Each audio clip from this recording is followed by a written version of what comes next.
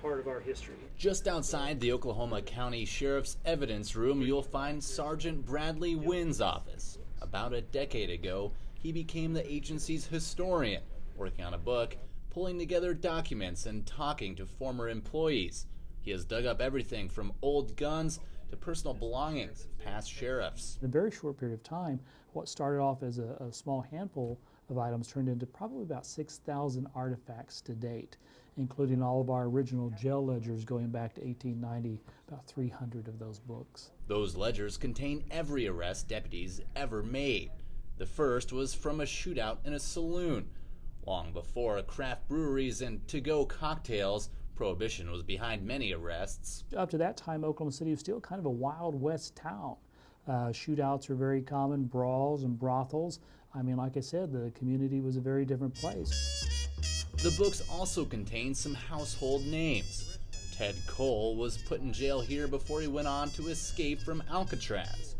And this old picture shows Sheriff Stanley Rogers escorting George Machine Gun Kelly after he was arrested for kidnapping. Oklahoma, ironically, through history, has always been an unusual safe haven for any kind of criminal. Jesse James, the Dalton Gang, I mean, it goes all the way back to Wild West times. And in this particular time of Prohibition, it may have appeared to be a lawless town. In the Dust Bowl era, deputies dressed in plain clothes.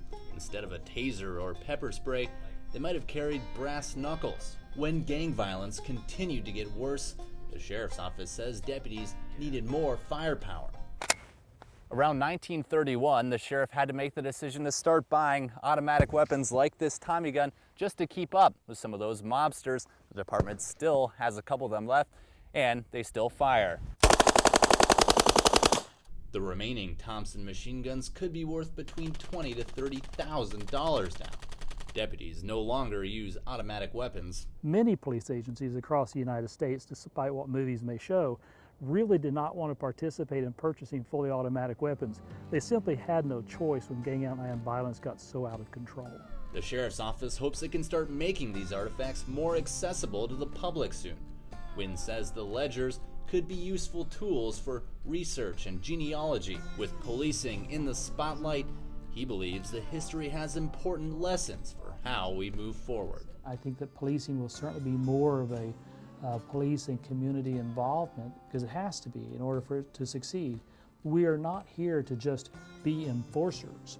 We're here to protect and serve. It's always been the case. It's always the people first. Our goal is to be peacemakers.